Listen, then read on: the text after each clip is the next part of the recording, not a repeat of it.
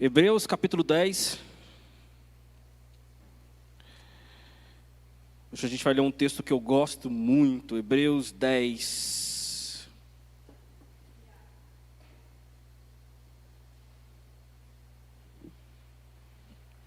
A gente vai ler 5 versículos a partir do 19, tá? Hebreus 10, a partir do 19. Então, Hebreus 10, a partir do 19, diz o seguinte: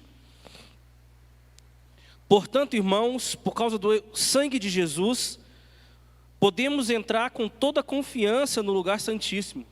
Por sua morte, Jesus abriu um caminho novo e vivo através da cortina que leva ao lugar santíssimo. E uma vez que temos um sumo sacerdote que governa sobre a casa de Deus, entremos com o coração sincero e plena confiança, pois nossa consciência culpada foi purificada e nosso corpo lavado com água pura. 23. Apeguemo-nos firmemente, sem vacilar, à esperança que professamos, pois Deus é fiel para cumprir a sua promessa. Amém? Vamos orar novamente. Pai, muito obrigado pela Tua palavra em nossas vidas. Muito obrigado, Pai, porque eu sei que ela é viva e ela é eficaz. Eu te peço, Pai, que todo espírito de dispersão caia por terra e que a Tua palavra encontre morada em nossos corações. Ela chegue, Pai, onde tem que chegar. Não é por mim, é pelo Teu Espírito Santo que está conosco, Pai. Haja liberdade do Teu Espírito para falar essa noite em nome de Jesus, Pai.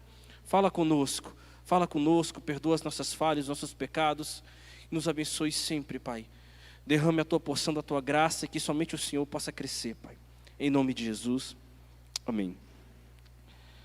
Eu gosto muito desse versículo. Aliás, esses versículos que identifica a vida do cristão na sua caminhada, eu gosto muito. Quem me conhece um pouco sabe também que eu gosto muito de Atos 17, 28. Em Cristo vivemos, movemos e existimos.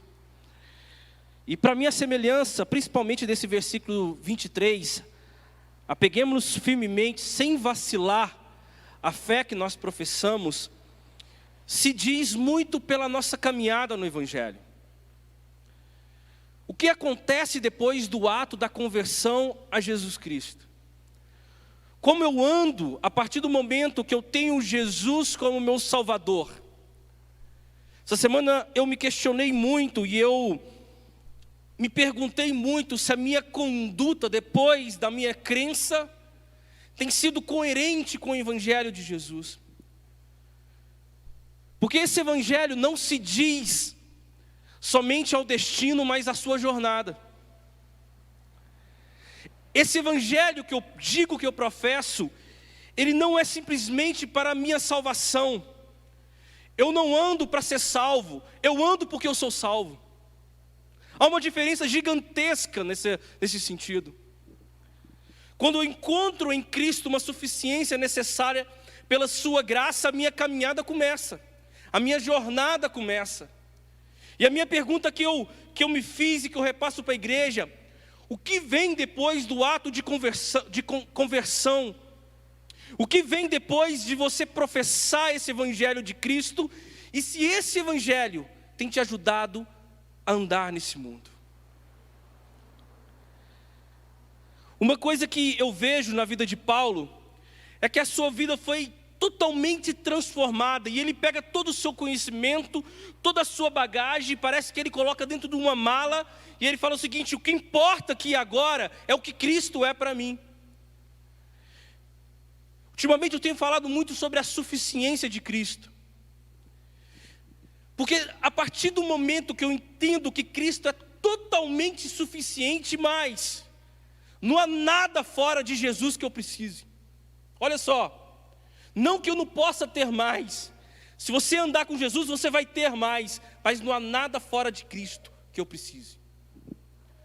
E não há nada fora de Deus que não esteja em Cristo.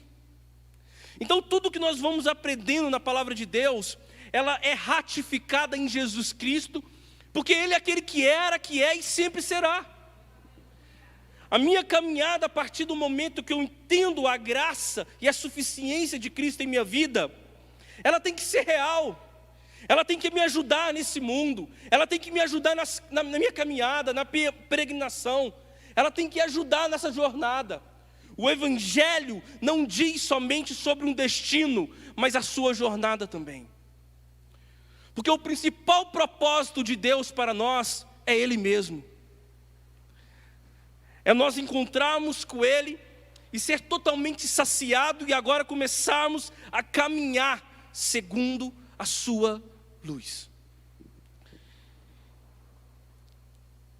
Eu coloquei um tema para essa palavra de hoje, e o tema é que o nosso discurso muitas vezes trai os fatos. O nosso discurso trai os fatos. Na nossa jornada, o que nós falamos, nós não vivemos.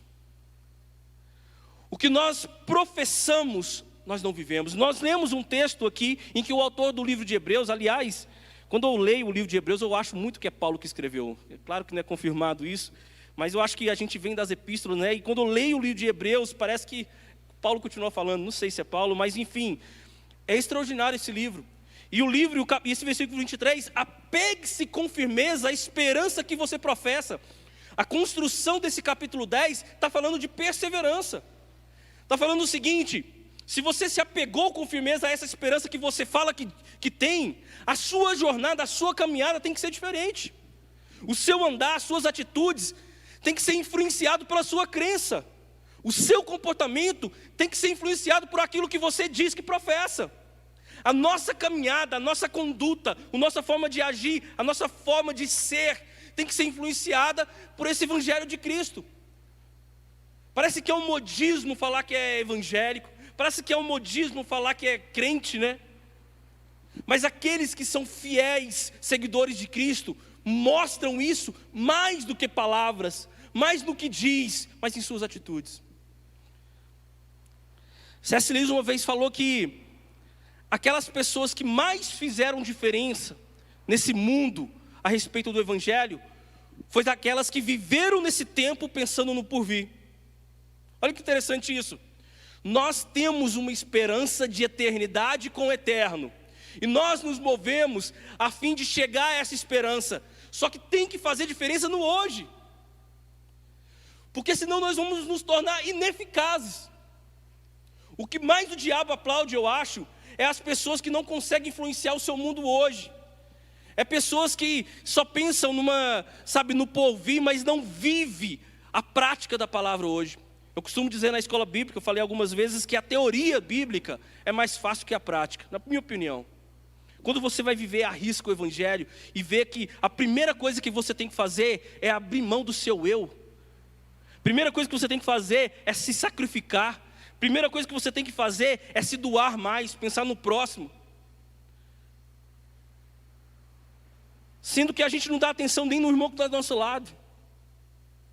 Sendo que nós nos fechamos em nosso mundo, e isso faz com que o nosso discurso traia os fatos.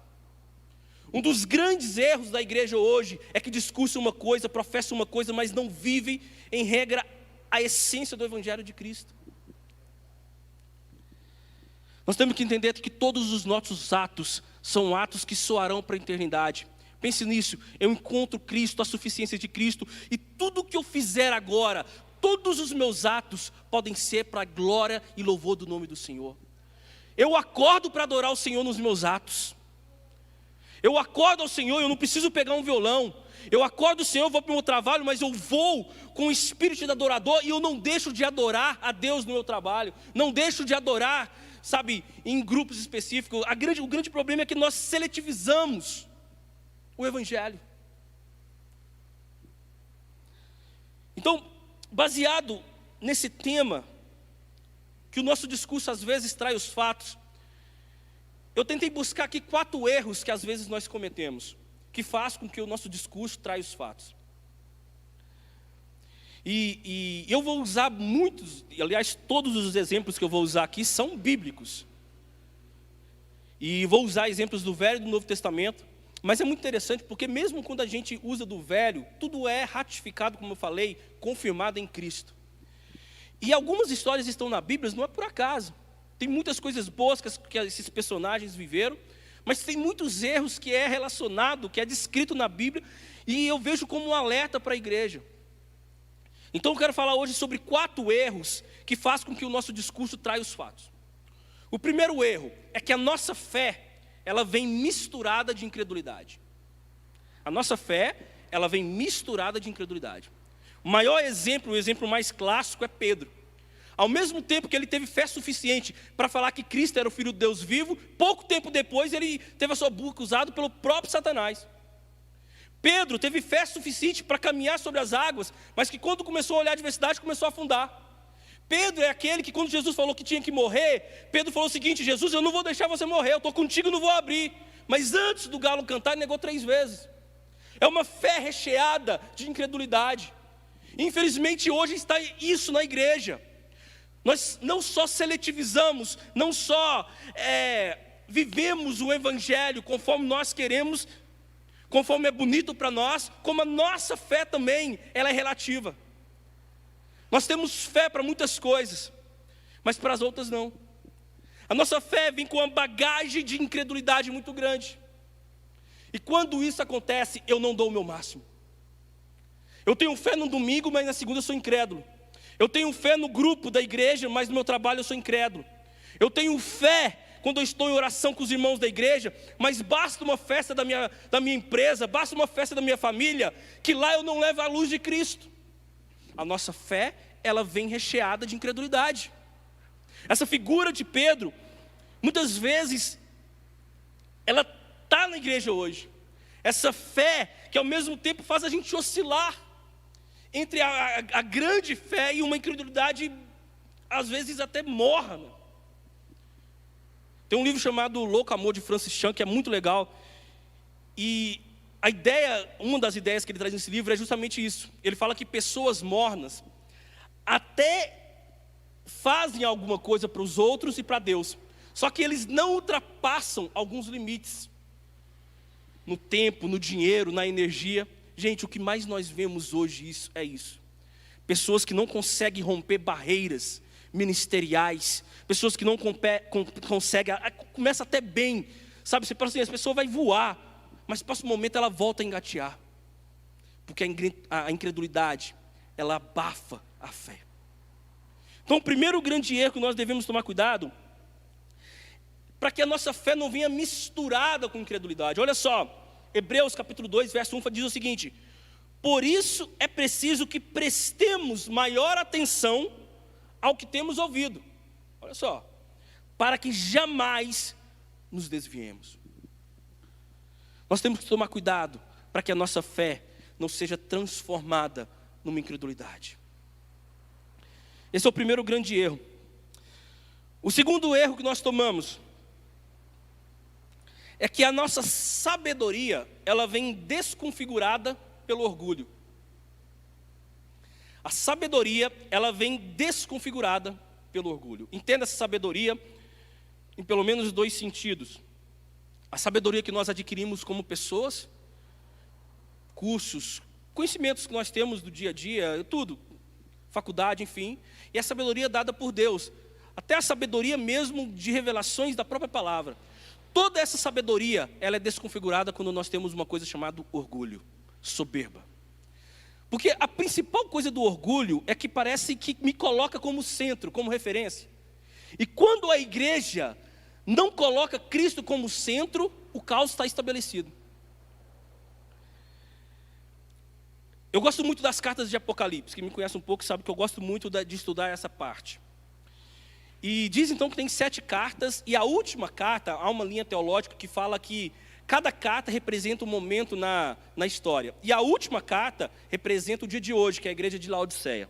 Sem entrar no mérito se isso não é ou não verdade, é muito parecido com a igreja de hoje. Porque o principal alerta lá naquela igreja era o orgulho. E o principal alerta da igreja de hoje é o orgulho. A principal virtude daquela igreja era a graça, que vinha pela sua sabedoria. E hoje também. A igreja de Laodiceia, se você não conhece um pouco o contexto, era uma igreja que tinha... Ela tinha sabedoria, ela tinha teatros, ela tinha, sabe... Ela tinha uma indústria têxtil muito grande. Ela tinha um dos maiores centros médicos do mundo antigo. Laodiceia era uma igreja autossuficiente. Laodiceia, a cidade de Laodiceia, era uma igreja individualista.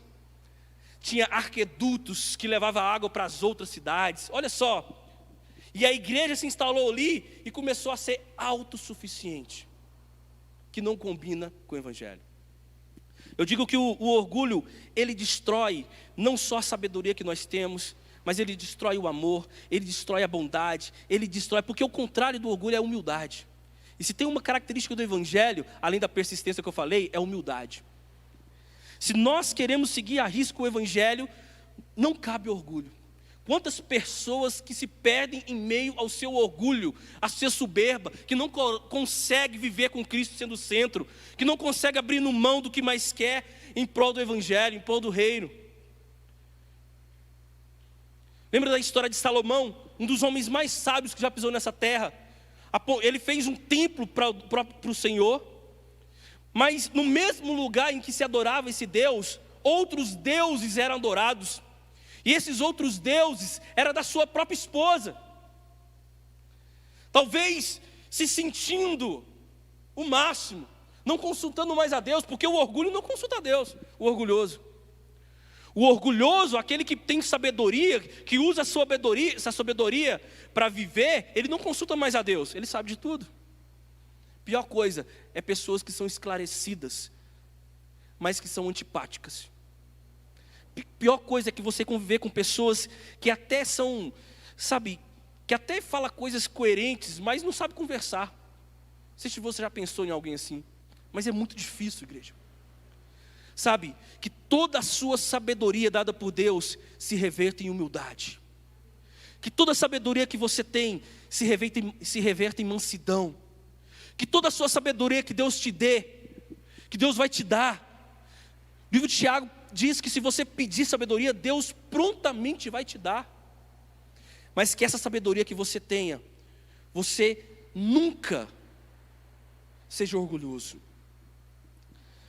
Davi também, abrindo um parênteses, a história de Davi também, quando ele pecou com Betseba, eu vejo um teor de soberba aqui muito grande, né? Davi, aquele homem sendo usado por Deus para batalhar, toda guerra que ele ia, ele vencia. Aí ele decide não ir numa guerra. Não, eu não vou nessa não. Deixa o pessoal ir lá lutar. E ali, nessa de não ir, ele vai, olha para Betseba ali e peca com Betseba. A gente conhece a história. Depois ele manda Urias para frente do exército ali, para que ele morra e tal. Só que eu vejo que talvez seja um pouco de orgulho, né, de Davi, não sei, de soberba ali, mas algo interessante que acontece aqui, é que quando o profeta Natã, se você não conhece o profeta Natã, ele vai até Davi, ele conta uma história para Davi, e os olhos de Davi se abrem. A primeira atitude de Davi foi o seguinte: pequei contra o Senhor. Essa é uma atitude de pessoas humildes, porque o orgulho, sabe o que o orgulhoso faz? O orgulhoso, ele age igual os fariseus. Ele usa o seu conhecimento como autojustificação. Cara, é a pior coisa que tem. A pior coisa que tem é você usar o seu conhecimento para se autojustificar. Quando isso vem para a Bíblia, quando isso vem para a igreja, é pior ainda. Você não consegue se arrepender, porque tudo tem uma justificativa. A carne é fraca. Não é a carne que é fraca, é você que não tem um espírito. Aí você justifica tudo. Você usa o seu conhecimento como uma espada. Você se compara ao outro. Eu estou até fazendo, você viu que o outro não faz? A pior coisa que tem do orgulhoso é que usa a sua sabedoria para autojustificação.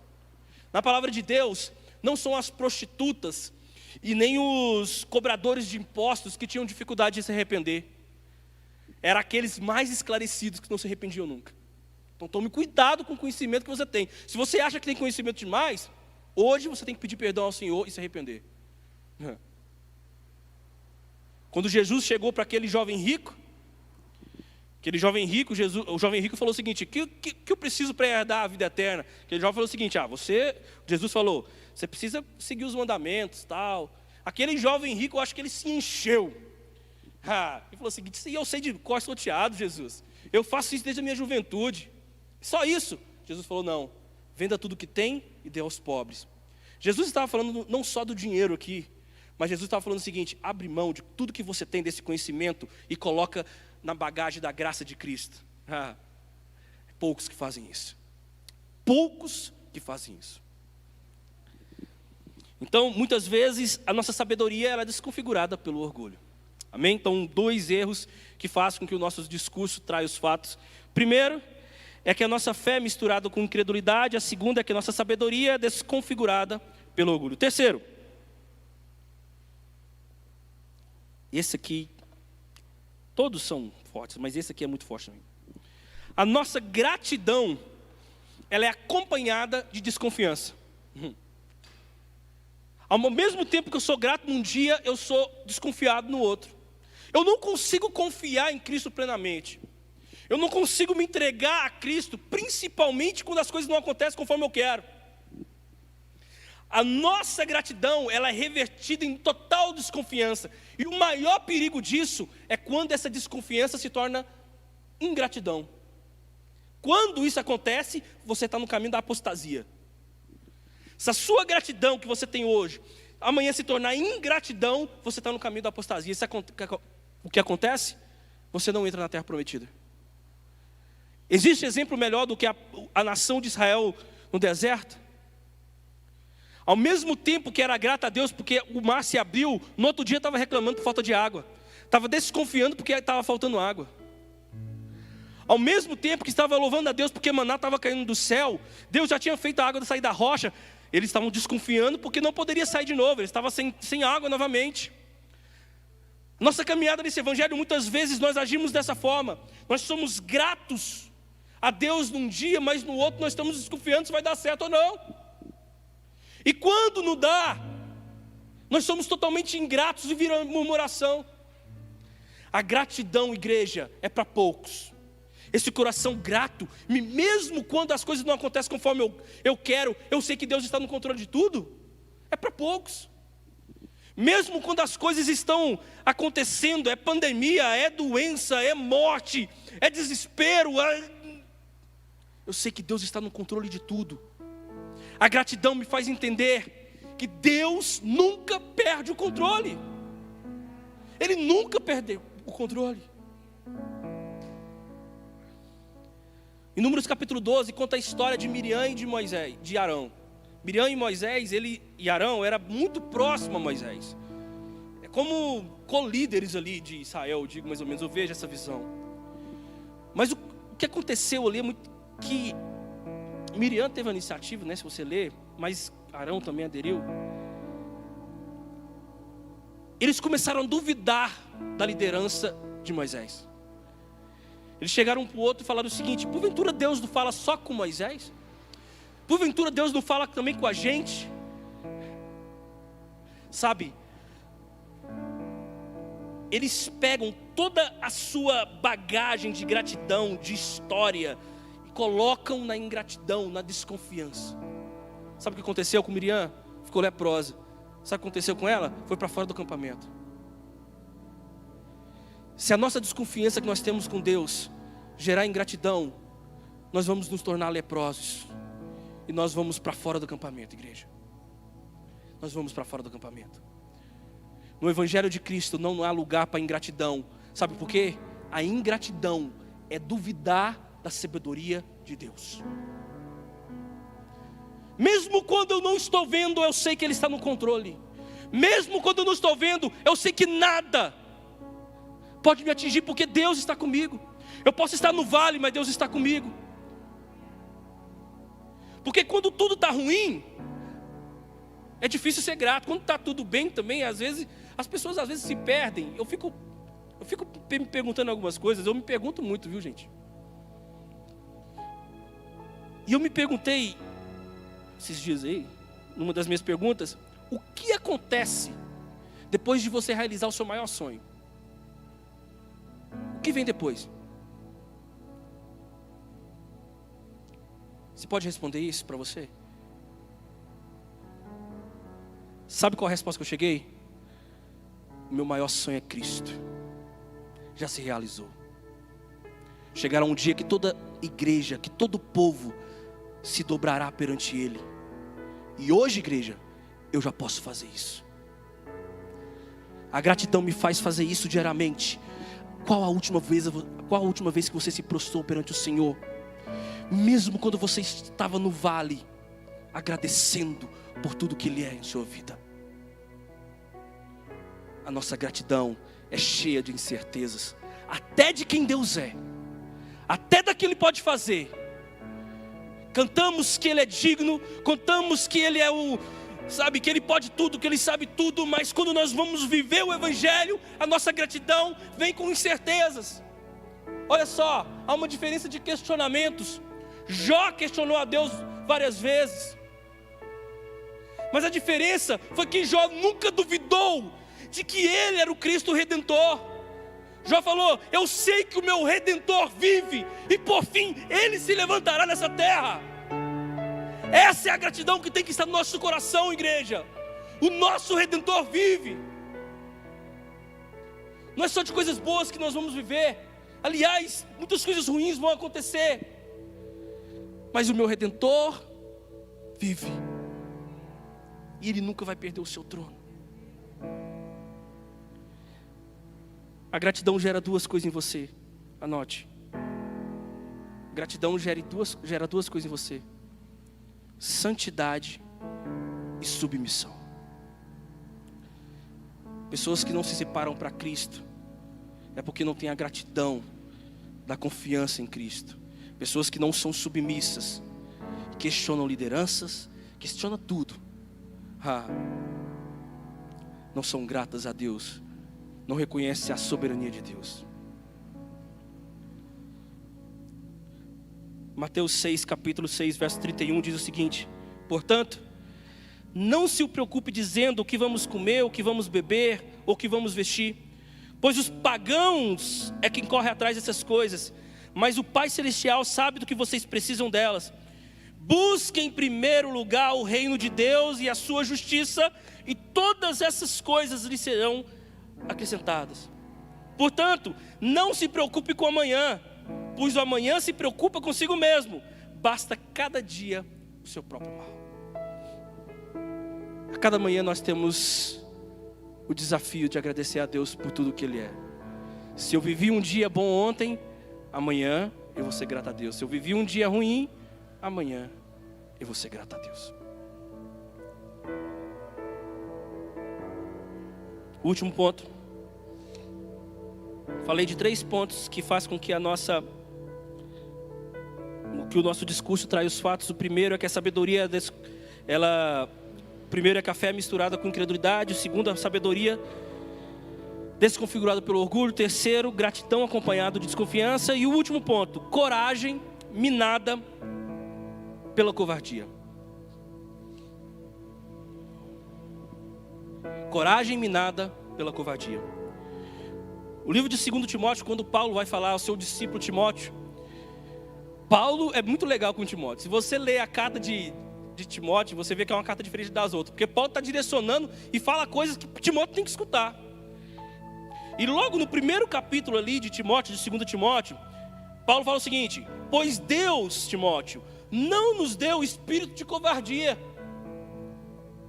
Ele deu um espírito de poder, de amor e de equilíbrio.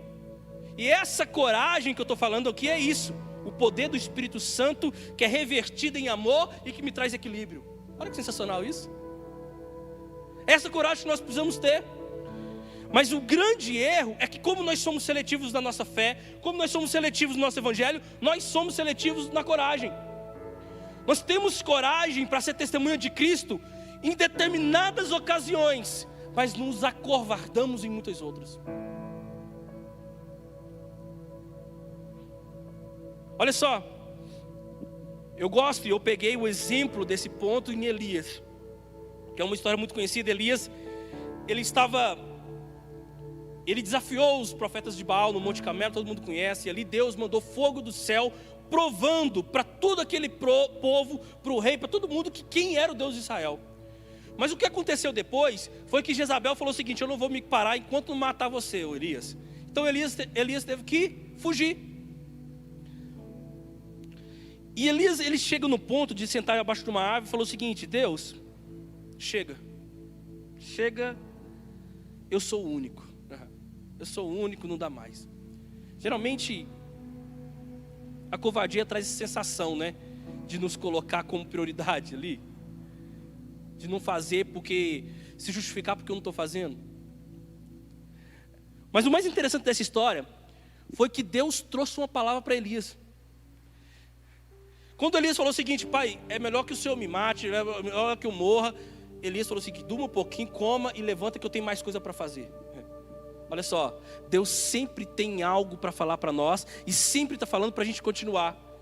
Se você enterrou seus dons, é porque você quis. Se ele está enterrado, é porque você quer deixar ele enterrado. Se você não está usando o talento que Deus te deu em prol do reino, é porque você quer. Sabe, se você se acovarda quando está na sua família e não professa a fé em Cristo, é porque você quer, é porque Jesus não está falando não. Não é porque o líder não falou não, não é porque o pastor não falou não, é porque você não quer. Assuma as suas responsabilidades. Quando eu falo de coragem, é assumir os seus erros e as suas falhas para você melhorar. Quando eu falo de coragem, é assumir aquilo que você tem de melhor e usar em prol do reino de Deus. Eu me pergunto se tem algumas pessoas que têm o dom de Deus e não usa para o reino dele. Muitas.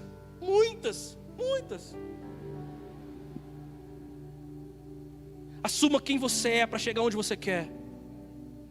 Assuma quem você é para chegar onde você quer. Esse espírito de covardia, a primeira coisa desse espírito de covardia é justificação. Saul tinha uma ordem para lutar contra o adversário, e Deus ia dar vitória, só que Deus falou o seguinte: você não vai pegar nada desse povo. Saul pegou algumas coisas. Quando o profeta Samuel chega para Saul começa a justificar. Não, covarde.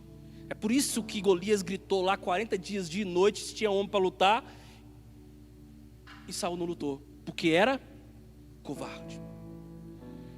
Quantas vezes nós temos sido covardes em determinados momentos da nossa vida? A nossa coragem é minada pela covardia. É minada pela covardia. Quando Gideão recebeu a ordem de Deus para derrotar os filisteus, a primeira coisa a primeira seleção, vamos dizer assim, do exército foi o seguinte: Gideão, pergunta se tem algum covarde aí. Sabe qual é o lugar do covarde? Lá embaixo do monte. O covarde não vem para a casa do Senhor. O covarde, ele não vem para a casa do Senhor. O covarde, ele não se envolve. Ele justifica porque não está se envolvendo. O covarde, ele fica caindo naqueles questionamentos, se pode, se não pode. O covarde, ele fica falando: a carne é fraca. O covarde, ele encontra justificativa para tudo. O covarde não se prostra. O covarde não adora. O que nós precisamos hoje é uma igreja que tenha coragem. Assuma suas responsabilidades. Assuma quem você é para chegar onde você quer.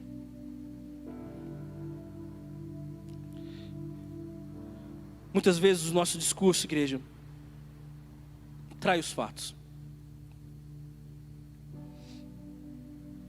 E eu falei de muitos exemplos não, de maus exemplos. Essa semana eu estava orando a Deus e pedindo uma conclusão dessa palavra. Porque não é fácil, igreja. Não é fácil ser igreja. Não é fácil viver como igreja. Jeremias falou que enganoso é o coração do homem, né, e perverso. Do coração do homem procede maus pensamentos, adultério, prostituição. Esse nosso coração, ele é enganoso. E qual o grande segredo? Faz com que o nosso discurso não traia os fatos. Começou a pulsar uma palavra na minha mente: Espírito Santo. Espírito Santo. Eu lembro quando Paulo falou em cartas ao Efésios: mas enchei-vos do Espírito. João capítulo 15, no verso 26, diz que o Espírito Santo dá testemunho de Jesus e nos conscientiza de quem Cristo é. Infelizmente nós vivemos um tempo, me perdoe falar isso, mas que parece que menospreza o Espírito Santo. não damos atenção ao Deus Espírito Santo. Jesus falou que iria, mas que quando ele chegasse lá, ele ia rogar ao Pai que nos enviasse o Espírito Santo. Igreja, um dos maiores presentes, se não foi o maior, nós temos o Espírito Santo conosco. Ele é aquele que nos consola, que nos encoraja. O Espírito Santo.